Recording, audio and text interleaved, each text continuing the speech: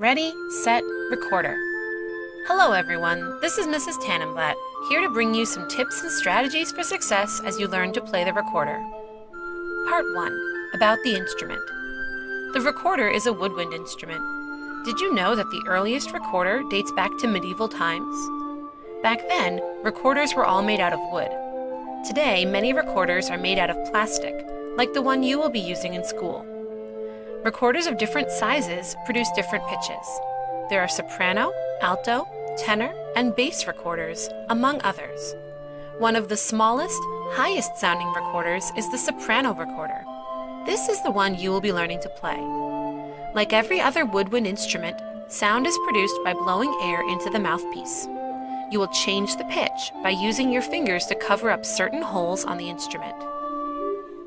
Part 2. Recorder care. It is very important that you take good care of your instrument. When not in use, you should always store your recorder in its case or bag. Remember that you play the recorder with your mouth, and you wouldn't want it to come in contact with dirt or germs. You can clean your recorder on the inside by using a swab or piece of fabric. Many recorders come apart in 2 or 3 pieces to make it easier to clean. Never take apart your recorder unless your teacher specifically tells you to. You may have trouble putting it back together. Part 3. Breathing and posture.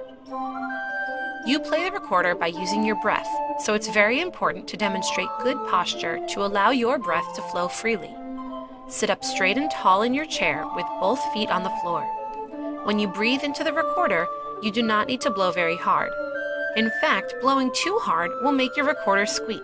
We definitely don't want that. Let's try this breathing exercise. Imagine that you're holding a feather in your hand. Your goal is to blow your air so softly that the feather does not move. When playing the recorder, we often make a soft too sound when blowing into the instrument. Part 4. Cover the holes. You will be learning how to play many different notes on the recorder. Each note will have its own unique fingering, which means a unique set of holes you will need to cover up. Make sure to cover the hole completely with the soft pad of your finger. If your recorder makes a squeaking sound, there's a good chance that your finger is not completely covering the hole. While you play, look in a mirror or ask a friend to check and see if you're covering the holes completely. We always use our left hand on top. This means that you cover the top holes with your left hand and the bottom holes with your right.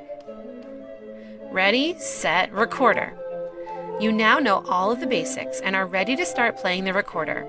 Remember to listen to your teacher's cues for when to start and stop playing your instrument. Most of all, get ready to have fun and make some great music.